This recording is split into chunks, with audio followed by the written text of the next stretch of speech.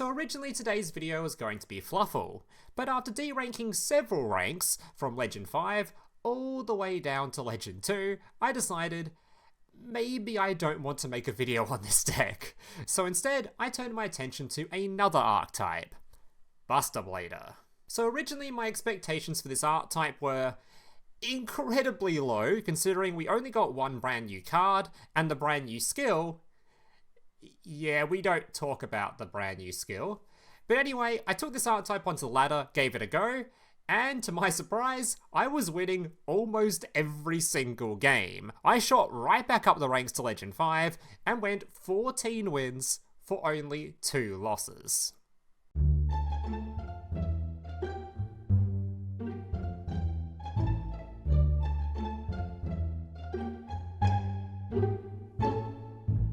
So here's today's deck list, but apparently nearly 50% of people watching this aren't even subscribed to the channel, so if you're new around here or find yourself enjoying this kind of content and want to see some more videos from me in the future, please remember to leave a like and consider subscribing to the channel down below. Alright, let's jump into this deck list. So first things first, let's address the elephant in the room.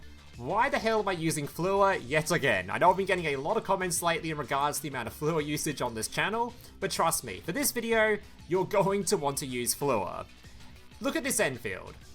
This is essentially what you're making with this deck list off of a 1 card combo just using a Buster Whelp. And this skill is what enables that. If you don't have the skill, there's not another skill in the entirety of the game that's setting up the full Buster Lock combo as consistently as this one is. Additionally, if we talk about the new skill they added to the game, the reason we're not playing that skill is because for whatever reason, Konami decided you can't Synchro Summon in the deck. So you can't summon the archetype's one of the main monsters, because I don't know who thought up the new skill or why they designed it in that way, but it's literally unplayable if you want to go for your full Buster Lock sort of stuff, so we're not playing that skill. So if you play this one, you get your full Buster Lock setup off of just a singular Whelp. Additionally, again, we've got Where Art Thou. This skill allows you to start going first or second by just placing a level 1 monster straight on the field right at the start of the game. And by doing so, Where Art Thou is now a searcher for your Whelp, which is fantastic as Whelp is your 1 card starter, and we now have 3 extra copies of essentially just 3 more Whelps. This is only 6 starters, so it's not 100% consistent, it's about a 79% chance going first to open your combo, but that is way more consistent than any other Buster Blader combo in the entirety of the game. As for the deck list itself, honestly, there isn't really much for me to talk about with this deck, considering all the cards in here are absolutely ancient by now, and you've probably all seen them before, outside of course, the brand new Link monster, your Protector Whelp with Destruction Swordsman. Basically what this card does is it allows you to send a copy of your Destruction Sword memories to the graveyard so you can use it to fuse later on, and it also allows you to special summon out your Buster Blader straight from your hand whilst you're doing so. That's the main use of it. The rest of the effect basically never comes up as you don't leave this thing on the field basically ever, so you can ignore the rest of it. And as for the rest of the deck, like I said, it's all just old cards you've probably seen before, and if you don't know what Slane does in here, don't worry, you'll see plenty of examples of all these cards during the gameplay portion anyway, so without further ado, let's jump into some gameplay. So today I've got 6 replays to share with you guys, all of which are taken from inside of Legend rank, starting off at Legend 2 and ending all the way back up at Legend 5. I think I already started pretty close to promoting when I was in Legend 2, so that did help the climb a little bit, but with just this deck alone, I won 14 games and only lost 2, so a very impressive showing to say the least. I do think I got a little bit lucky, considering this deck has a very major choke point. If your opponent activates any hand traps on your Whelp, that's just going to lose you the game instantly. It is a disgusting choke point for this deck. So the fact I didn't encounter that many hand traps was very lucky on my part. I think maybe in an organized tournament play, or if there's just more hand traps in the meta in general, this deck will have absolutely no chance of succeeding. But right now, there's just not that many hand traps, at least I didn't encounter many. It's completely fine to just play this deck and just steamroll the ladder, so let's check it out. Alright, starting off with a first game, which was against a Speedroid, I think, where I opened just a standard 1 card combo. Alright. So I think, like I said earlier, I think it's like a 79% chance consistency to open up your 1 card starter with this deck, whether that be a Whelp or your spell card. So normal summoning to search for my Buster Blader, using my skill to get another level 1 on the field, swapping out the Whelp for your level 8, going into your level 9. And what's funny is, this card isn't going to be staying on the field very long. So summon down another level 1. So if you don't actually own this card, because you don't want to spend the gems on the bundle for it, you don't actually need to use it, because you don't really use that card all this much, outside just turning it into a link monster, which is kind of funny. Sometimes you get to use it, but most of the time you don't. Alright, link monster setting the trap, summoning the card we searched earlier, reviving the bulb. These to become your Buster Dragon, which can revive a Buster Blader. These to become your Decode Talker. Alright, sending a card before fusion summoning into my Buster Blader, the Destruction Swordsman. And we made sure to leave this open because I have a Crackdown to potentially steal an opponent's monster, put it here, and then if they have any targeting effects, we can negate them. I could have also put the Buster Dragon here in case my opponent had some sort of like Chalice or something, we could negate it immediately, but if my opponent has a Chalice, well, I think negating this or flipping it face down, even if I could prevent that, doesn't really change much anyway, because as soon as I lose this dragon, it's all donezo anyway. If I'm against specifically a dragon deck, I'd 100% put this thing in the middle because, yeah, as long as this stays on the field, I'd probably win that game anyway. Alright. So, my opponent's trying to do all this bullshit. It doesn't matter, it's all negated anyway. It's going to stop me being able to use my Crackdown. Doesn't matter. I don't even know why he kept going. Right, we'll show off the animations though. Huge Clear Wing Synchro Dragon. Which as soon as it's summoned, it's turned to defense and negated. Alright, then he summons out a Crystal Wing, which is turned to defense and negated, and then he concedes. Yeah, I don't know why he stuck around for so long. Alright, moving on.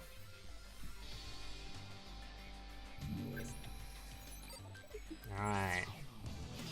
Up against Yubel. I think this was a going second replay. Not as much Buster Blading in this one. Most of your going seconds aren't as much Buster Blading all the time. Well, there's actually, that's kind of a lie. There's definitely plenty of Buster Blading in some of the other replays. It's just this one, I specifically opened the... This is the only actual, like, Mega Brick hand you can have with this deck when you do open the Bulb in combination with the Memories, because you want both of these in the deck. You don't want both in hand, and your skill can only shuffle one of them, so... Bit of an unlucky hand. Yeah, this is an incredibly rare hand, though. If you own both those cards, just whatever, man. And it's not even like it's, like, completely lost. As you can see from this replay, it just didn't matter.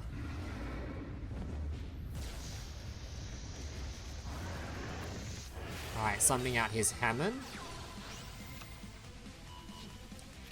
Grabbing his Field Spell. We're fast forwarding a little bit.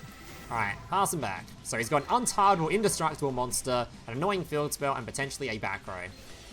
So Fleur will be popping the back row, summoning a level 8 from the deck. Alright, normal summoning, turning these two into Vermilion. Banishing this card from my hand, I think I definitely misplayed here somewhere. I should have done like more Fleury stuff first so I could get that annoying level 2 on the field, so I didn't have to banish this Welt maybe. But I didn't play this super optimally. Alright, swapping that out for a copy of my Dingirsu to send a card to the graveyard. Unfortunately, he had a Ghost Mortar in hand. So we're going to have to pass on that. We do have a Crackdown though. Alright, Dark Beckoning Beast, normal summoning.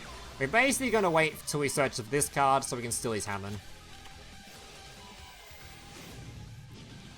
Alright, if he had the big hand attack boosting thing here, including the boss monster as well, he could just OTK'd us, but thankfully he didn't have both of them.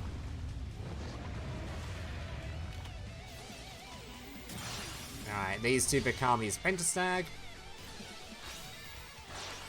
Becoming a Nightmare Unicorn to take back his Hammond, but now it's an unprotected Hammond. We don't care about this thing. We don't care about that either. And Dingirsu is going to just protect us from a destruction. Normal the Whelp, pop his card, swap the Whelp over for a Buster Blader in the graveyard, and yeah, he's just dead on field. Oh, sorry, I had the Skyfire protects him for a turn, but he's got nothing left. All his big monsters are in the graveyard. Has one in hand, actually. Alright. On to replay number 3. I think this is back to going first, or if it's a going second one, it's way more Buster Blader focused. Alright, up against Mizar. Actually, only one of my 2 losses was actually to a Tachyon deck. And I 100% threw that game, though. I had plenty of opportunities to go into ways to out my opponent's back row. And I kind of thought I didn't really need to. Yeah, I definitely threw that game. So it could have been a 15-1 if I wasn't dumb. Or potentially a 15-1. Alright. So up against Tachyon. Typically this is a favorite matchup for you because you're just playing an anti-dragon deck and it's a dragon deck. Oh, that's only mainly for going first. Going second is more about just breaking their field with the Fluor stuff. Alright. And he makes a copy of Dragon for some reason. I don't know about that one, but anyway. This isn't even a quick effect. I don't know why you'd make this. Anyway, Fluor targeting this obviously triggers the Tachyon's negate trap or forces it out. Now he's got literally no disruption left, so I don't care. Making my level 1, swapping out for this, making your Stellar. Summoning level 1 to the field. We haven't normal summoned yet, so use the Whelp, grab the Buster Blader, slowly stacking the shit out of this Wolf.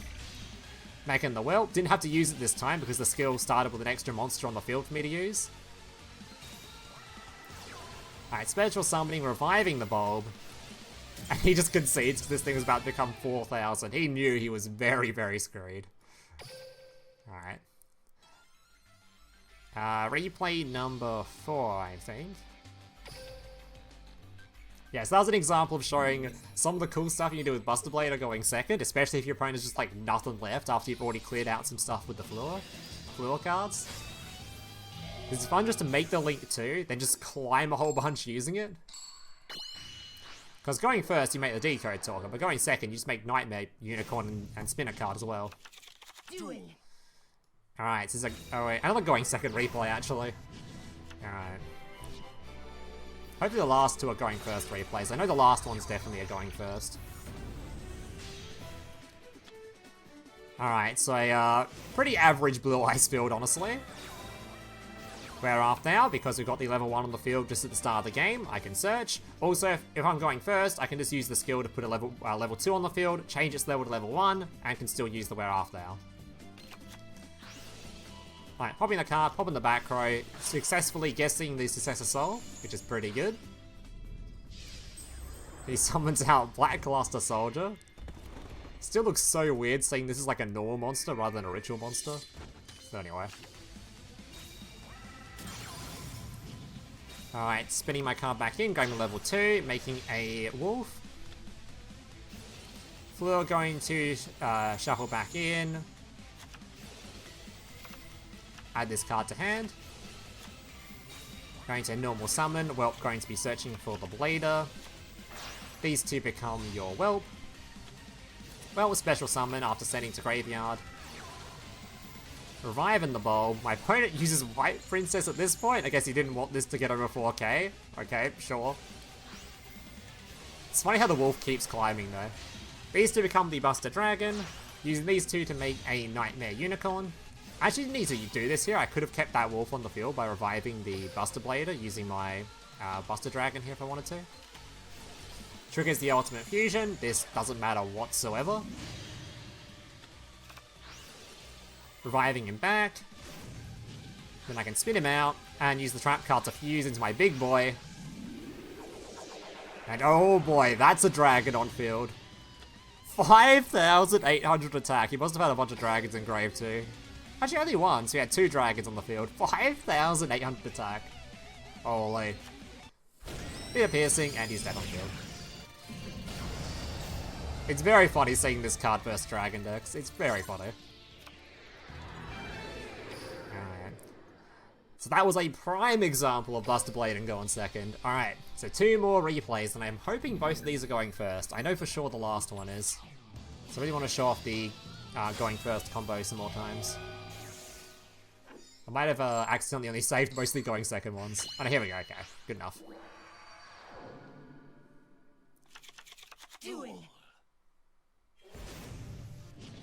Alright. So we're off now, searching for my Buster Whelp. Norming the Whelp, searching for the Buster Blader. Shuffling out, these two become the Stellar Wind. Alright, summoning out your Protector. Protector sending the trap card to the graveyard, reviving the Glow-Up Bulb. These two become your Synchro Monster. Alright, Decode Talker. Banishing to then Fusion Summon, and out comes your Buster Blader. And there is your super standard combo. I decided this time that I was going to put this below this one. I'm not sure whether or not leaving the spot open for Crackdown is better or worse, so I don't know. You either leave it so this card has a target for any initial cards that your opponent might have, like you might just instantly activate like a Book of Moon or something, or you can wait and use the Crackdown to, yeah, fill up that slot. I think I'm just rambling at this point. Either way, thankfully negating his card. If you had Zombie World, by the way, I'm pretty sure that overrides all my continuous stuff, because his continuous happened last. But he didn't open Zombie World, so we're good to go. Make the Vermilion. Ice Dragon's Prison targets a dragon. I guess he had no other options. I guess he really have no other options. I guess he had nothing he could grab. Alright, pop his back row, Crackdown, and yoinking the dragon. These two make a Ding Gear Suit and remove the final back row. And that is lethal on the field, provided no annoying zombie in hand or anything. Alright. Final replay. I think this one was inside of Legend 5, actually. I think this is coming off the back of a loss, too, I think.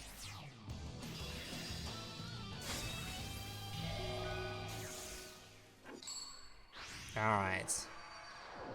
Up against Galaxy Eyes. So this is one of those hands which is super optimal. If you open access to 2 lots of Whelp, or Whelp and the other little Whelp dude I've got in my deck, if you open any of those in multiples, you can end on a much better end field. So searching for the Buster Blader, we're off now going to be searching for the Whelp. If you already opened the Buster Blader, by the way, you can search for that level 3 Whelp instead, because you already have the Buster Blader in hand. Alright, setting to the grave, making it level 8, summoning your Stellar Wind. Alright, summoning level 1, making these two into your Protector Whelp. Setting to the grave, special summoning, and because you already have a Whelp in hand to discard, you can then special summon this card back from the graveyard. Which means you get to protect the use of your Glow-Up Bulb for later. Or save it for later. These to make the Buster Dragon revive. These to become your Decode Talker. Reviving the Bulb. Trap card gonna be Fusion. And because we saved the Bulb, we now have a card targeted to this, which kind of just deals with that whole problem I was experiencing last game, where I didn't really have a good target to put in front of this thing to negate. Now we do. Alright, taking some damage from the Wear Off now because I misplayed the ordering, but it's fine. Alright, and then because we actually milled the Wizard using the Bulb, we can equip it to this monster. Normally, if you just hard open this thing, or you already had Buster Blader so you could search for this thing instead, you would have sent it to the graveyard by normal means anyway, with the Whelp special summon it. So that's sort of how you set up this card. It's why we're playing at least one copy, because there's a chance you can actually just put this thing on the field, which locks your opponent out of any graveyard activated effects. Which is very important. So your opponent's like a Chalice or a Droplet or a way to negate this. I negated this card. But if I had a way to, if my opponent had like a Droplet or a Chalice or a way to negate this, I would still have my Floodgate set up for his graveyard effects as well. Alright, try to use Galaxy, I'm going to negate that of course. And from there, he's not setting up shit.